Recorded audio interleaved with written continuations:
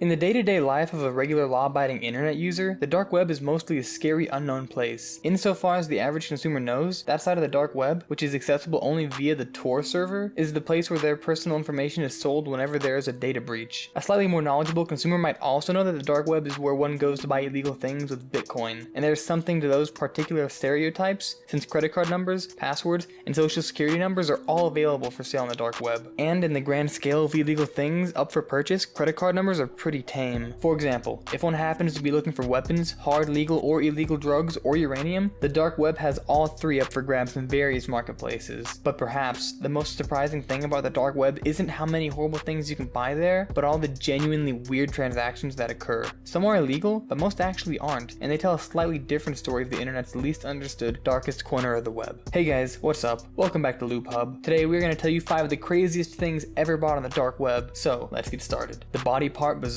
Organ sales are fairly common on the dark web, often made by desperate patients on waiting lists who fear they won't live to get the organ they need the legal way. The World Health Organization estimates that there are roughly 10,000 illegal organ transplant surgeries per year. Unsurprisingly, the more vital the organ, the more it costs. A human heart or liver runs between $100,000 to $200,000, while functioning set of eyes costs closer to $1,200. The creepier part, however, is that the market for illicit body parts is much bigger than necessary organs for transplants. In fact, non-transplantable parts like hands, feet, and forearms tend to be the best deal, each running for less than $500 a piece. It's probably best not to think about why someone would want to buy them, but the creepiest part is that the dark web now has competition for the mainstream web in this particular arena of questionable sales. For those who don't want to go to all the trouble of buying Bitcoin and try pissing off the dark web to find a scalp or a set of corneas, a much easier option is emerging. Riken. Riken is one of the most naturally occurring toxic poisons known to mankind. A website called the Dark Market Reloaded in the deep web is famous for selling it, and like you might have assumed, this toxin is strictly illegal. It is often mixed with food and then sold to customers, and just a few grams of this poison is enough to kill a human. Testosterone. Many bodybuilders inject this raw form of testosterone, which is only available in the hidden corners of the online world, to bulk up instantly. But when we heard about the process of its extraction and packaging, it made us feel sick to the core. Lime Scooter. User accounts are a popular dark web target for hackers and crackers.